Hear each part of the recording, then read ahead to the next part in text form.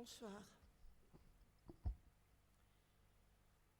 Au Liban, des milliers de citoyens luttent chaque jour dans la pénombre pour faire de ce pays un modèle de gouvernance.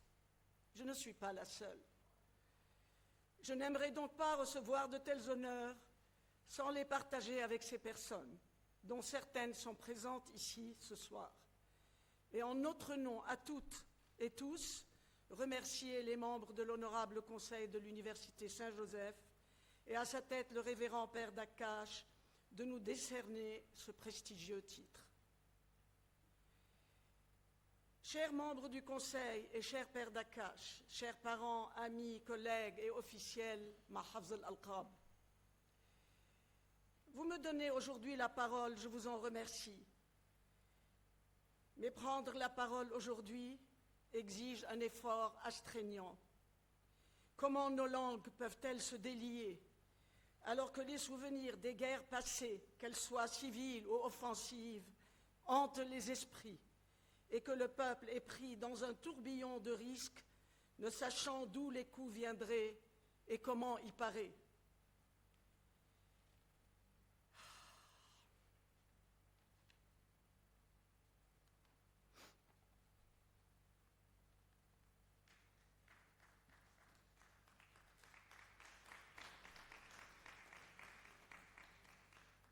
Je crois qu'il y a une feuille qui a sauté. Non.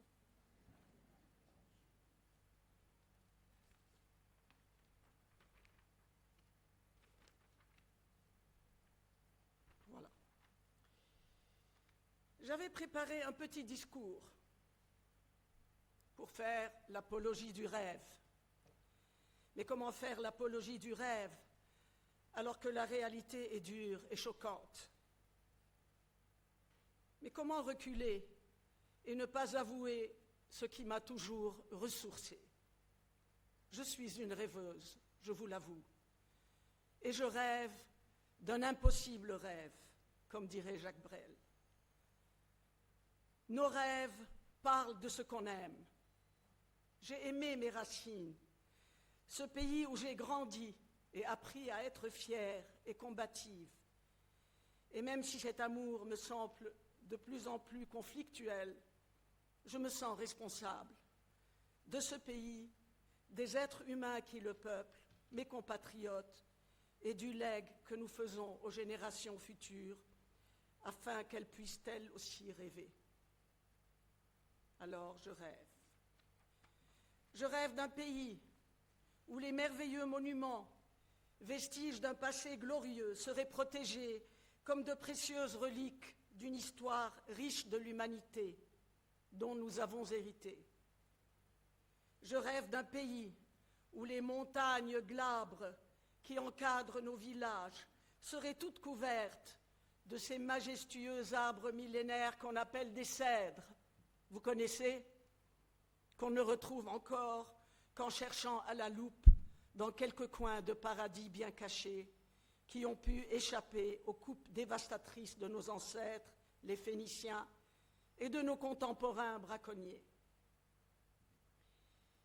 Je rêve de beaux villages verdoyants et de villes côtières où le béton ne prend pas le pas sur la nature et où les égouts et les déchets industriels ne se confondent pas à ce don précieux qu'est l'eau. Je rêve d'un peuple qui vivrait dans le bien-être et la dignité, entouré de la beauté de son environnement, ayant accès à ses besoins les plus basiques, la paix pour commencer, des lois pour la maintenir et une justice pour les appliquer, un toit pour s'abriter, de la nourriture et une eau saine, des soins médicaux, une éducation, un travail digne, de la liberté et encore, toujours, de la justice. Oui, excusez-moi, encore, je rêve. Alors que mes concitoyens, eux, crèvent de faim, de soif, de saleté, d'ignorance, de corruption, de chômage, de maladie, d'injustice et de nouveau maintenant de risque de guerre. Gandhi disait « Soyez le changement que vous voulez voir dans le monde. Alors, nous avons retroussé nos manches. Il y a 25 ans exactement, c'était en 1998, face à la négligence de l'État envers les sites archéologiques, nous avons créé l'association Monuments en musique. Et nous en avons fait la promotion en 45 concerts avec la promotion de talents musicaux libanais. En 2012, face à l'inertie du peuple et la dégradation des institutions du pays, Fondation Diane est née, pionnière pour l'éveil citoyen et le développement durable.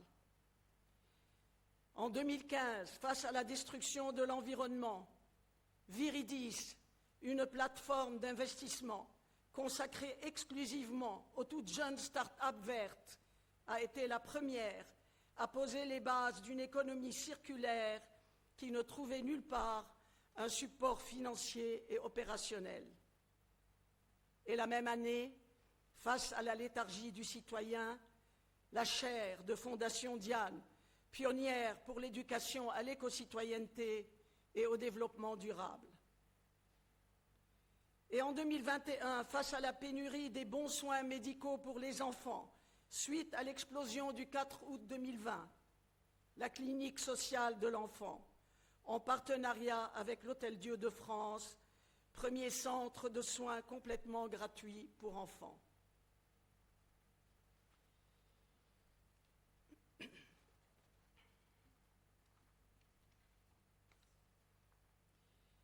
Citoyenneté et développement durable are music to my ears et ne vont pas l'un sans l'autre. Tel État, tel citoyen, et tel citoyen, tel État. Vous allez encore me reprocher d'avoir des rêves trop ambitieux. Mais Oscar Wilde disait « Il faut toujours viser la lune, car même en cas d'échec, on atterrit dans les étoiles. » Nous avons visé la lune et nous sommes encore bien loin d'atterrir dans les étoiles. Mais j'ai vu passer une pluie de météores. Des institutions ainsi que des fondations internationales écologiques s'intéressent à nos projets et financent leur multiplication.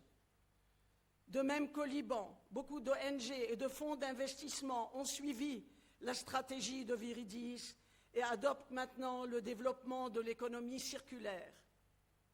Et récemment, face à notre chaire de l'éco-citoyenneté, une académie de formation à la citoyenneté, en partenariat avec et grâce à Fondation Tamari et l'association Alam Suisse, a vu le jour.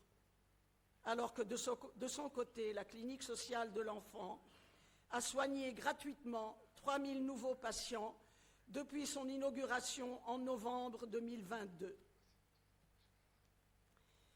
Robert Stevenson, le fameux auteur de Dr. Jekyll and Mr. Hyde, nous a donné un conseil réconfortant. Ne jugez pas chaque jour sur ce que vous récoltez, mais sur les graines que vous semez. Alors nous semons. Comme diraient les Dupont, nous pompons. En attendant les grandes récoltes. Vous connaissez ce beau poème de Jacques Prévert pour faire le portrait d'un oiseau? Parfois, l'oiseau arrive vite, mais il peut tout aussi bien mettre de longues années avant de se décider. Ne pas se décourager, attendre s'il le faut pendant des années que l'oiseau se décide à chanter. Alors nous prenons le risque de rêver, qui nous semble encore plus fou aujourd'hui, alors que le Liban se débat comme un oiseau blessé, les ailes criblées de corruption et le cœur battant au rythme des risques de guerre. Nous attendons que cet oiseau chante un jour, et s'il chante, qu'il vole de ses propres ailes et atterrisse dans les étoiles. Merci.